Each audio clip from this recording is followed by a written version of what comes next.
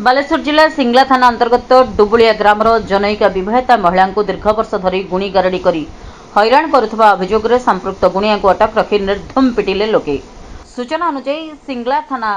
कैनगरी पंचायत अंतर्गत डुबुलिया ग्रामर कार्तिक दास स्त्री को कादराया पंचायत गोपीनाथपुर ग्रामर साबरतुला नामक वृद्ध दीर्घ वर्ष धरी गुणी गारडी करी विभिन्न प्रकार चेरमूली औषध दे टंका नेउथिले।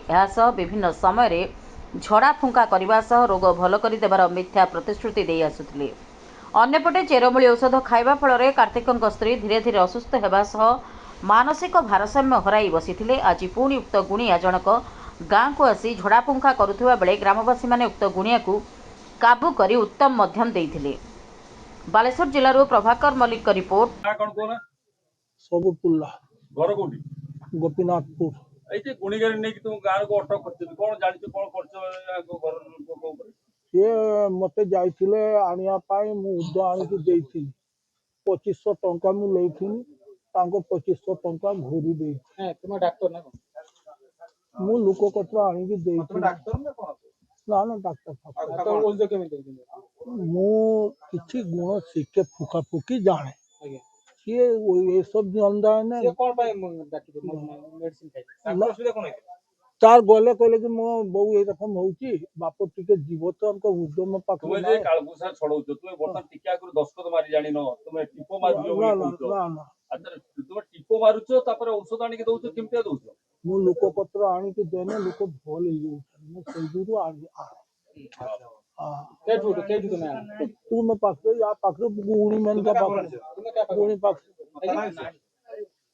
ये गुटे आदिवासी लोक आसी थिला ता पाख लेथि। अच्छा उज तो फुका फुकी सीधी जाओ और सब जाने और पर जाके ये कर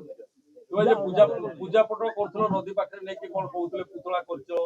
पुतला करी छुरी मारथलो पुतला रे ना मु मारी एवडा करनो मु मारी से निजे कोटा मारी थिले गोचरो मारा हुए के मारथिला आ से बहुत छोटा मन कोन से मार दमन हां मु कोइनी मार बाप बिलु डाक आजी नु से एला 17 तुम किछ व्यापार किछ करो छेड़ी खदी खाली छेली आनो छेली किनो हां खाली छेड़ी गोर परी नहीं और छेली किनियो सहित व्यापार करो एटा होती औषध देखि लोक लुटी बोले व्यापार करो लोक प्रपोज झगड़ा खाओ जाए तो बयस केते 74 वर्ष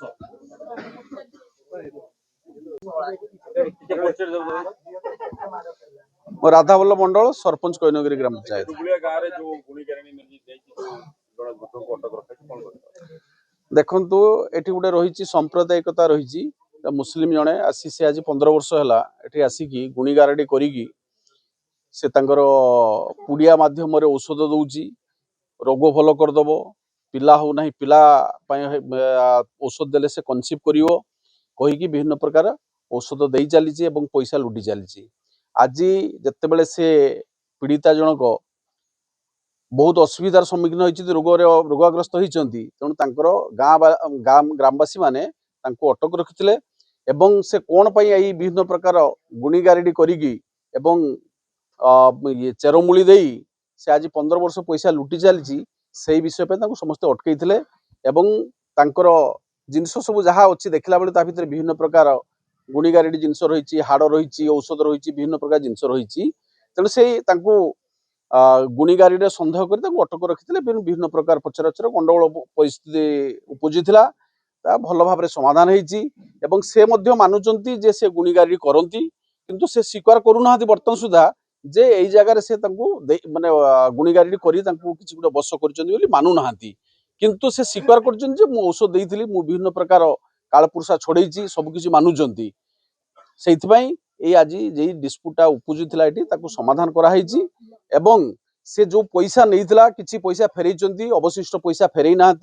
से भी नहीं जिते आम जाना पाइलु तांकर पंचायत जेटा कादरिया रे तांकर घर सेठी लोक पचारि बुझिलु जे से टाउटर श्रेणीर लोकटे किसी जानी गुणीगारेडी अल्प किसी जानी एपट सेपट करी से जीविका निर्वाह करे।